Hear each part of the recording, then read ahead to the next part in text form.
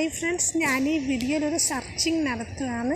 ഞങ്ങളുടെ വീട്ടിൽ ഒരു മൂങ്ങക്കുഞ്ഞ് വന്ന് കഴിഞ്ഞ ദിവസം ആറ്റുകാൽ പൊങ്കാലയുടെ ദിവസം രാവിലെ വന്ന് അതിന് ചിറക് ഒടിഞ്ഞെന്ന് വെച്ചിട്ട് ഞങ്ങൾ അതിനെ ബാസ്ക്കറ്റിലൊക്കെ ഇട്ട്, പക്ഷേ അതിന് കുഴപ്പമൊന്നുമില്ലായിരുന്നു. അപ്പോൾ അത് പറന്ന് പോയി.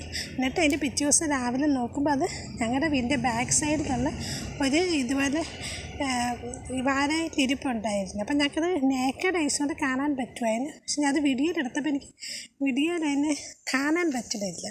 അപ്പം വീഡിയോ കാണുന്ന ആർക്കെങ്കിലും അത് കാണാൻ പറ്റുന്നുണ്ടെങ്കിൽ ഒന്ന് എന്നെ ഒരു കമൻറ്റ് ചെയ്തിട്ട് പറയണം.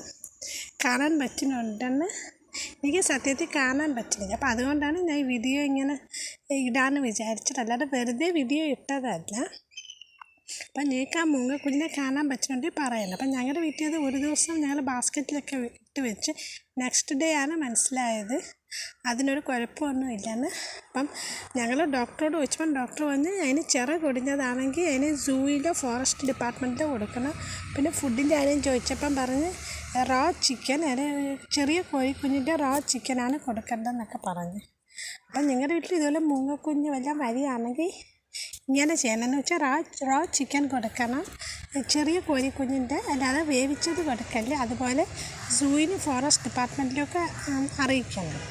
അപ്പം പക്ഷേ ഞങ്ങളുടെ വീട്ടിൽ വന്ന മൂങ്ങക്കുഞ്ഞ് വലിയ പ്രോബ്ലം ഒന്നും ഇല്ലായിരുന്നു. അതുകൊണ്ട് ഞങ്ങൾ അതിനെ വിട്ട് അതങ്ങനെ പറന്നു പോയി. അപ്പം ഇന്നത്തെ കുഞ്ഞ് വീഡിയോ എല്ലാവർക്കും ഇഷ്ടമായെങ്കിൽ ലൈക്ക് ചെയ്യുക. മൂങ്ങക്കുഞ്ഞിൻ്റെ ഫോട്ടോയൊക്കെ വീഡിയോ ചേർക്കാൻ ഞാൻ മറന്നുപോയി. അപ്പം പക്ഷേ കമ്പനിയിൽ മൂങ്ങക്കുഞ്ഞിൻ്റെ ഫോട്ടോ ഞാൻ ആഡ് ചെയ്തിട്ടുണ്ട്. അപ്പോൾ ഇന്നത്തെ വീഡിയോ ഇത്രയേ ഉള്ളൂ. Okay friends, thank you for watching.